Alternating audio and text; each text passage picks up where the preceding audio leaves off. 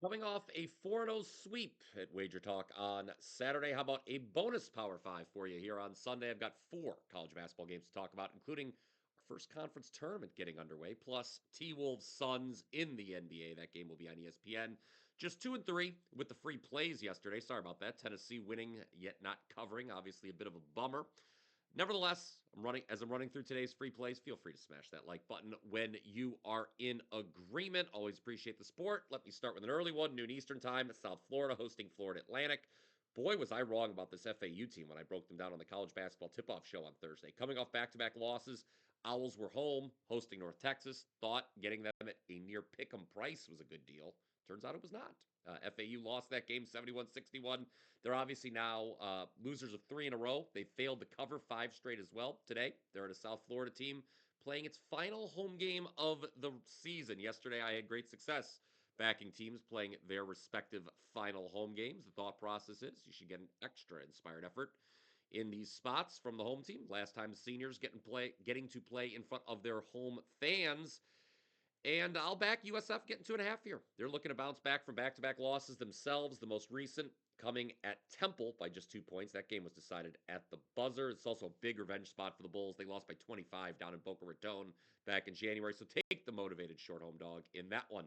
Big game, 1:30 p.m. Eastern on CBS. Number 11 Wisconsin at number 8 Michigan State. Sparty is a 4.5-point favorite as they look to stay in first place in the Big Ten. Tom Izzo's team has won and covered 4 straight games as well since that shocking home loss to Indiana back on February 11th. But Wisconsin, not to be outdone, coming off a very impressive month of February in their own right, 6-1 straight up, and ATS last month were the Badgers. The only loss was in overtime to Oregon, a game they actually led most of the way in regulation. And they had a big bounce back too, did Wisconsin earlier in the week. They clobbered Washington 88-62, led by as many as 32 points in that game. Meanwhile, Michigan State, they needed a half-court buzzer beater to get by Maryland their last time out. You have 2 hot teams like this. What do I always say? My default is to take the points. That's what I would do here. Wisconsin plus 4.5. A curious number to say the least at 4 p.m. Eastern with UAB hosting Memphis on ESPN. Just got up with Mark Zinno not long ago, and he disagrees with me on this, so you've been forewarned. But I like UAB plus 1.5.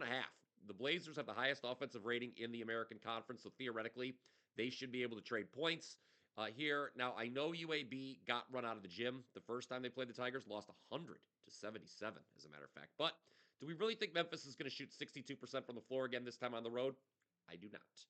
And I'll say it again about the Tigers. Even though they continue to hold steady as a top 20 team in the AP poll, I don't have them power rated in my top 40. And Ken Pomeroy agrees with me. So there. Give me UAB at home. This team averages 83.4 points per game, 12th most in the country. Now, as I mentioned earlier, we do have our first conference tournament getting underway Sunday, the A-Sun.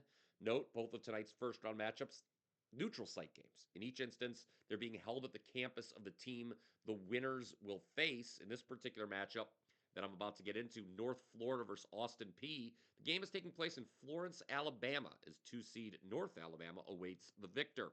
Early money has come in on the under here. I am in agreement with that. Now, I am aware, and you're probably already screaming, hey, BP, North Florida is not a good team to bet under the total. Okay, they play at a top 10 adjusted tempo in the country. I understand that. And I understand that the Ospreys were 21-7-1 to the over in their regular season games. However, this over underline more than 10 points higher than it was for the lone regular season meeting with Austin Peay. So some value right off the rip. Yes, that regular season meeting did fly over the total, but there were a combined 70 free throws in that game. 70. And the teams made 59 of them. UNF is outside the top 300 this season in free throw percentage. So the free throws that we saw in that prior meeting not going to be repeated here.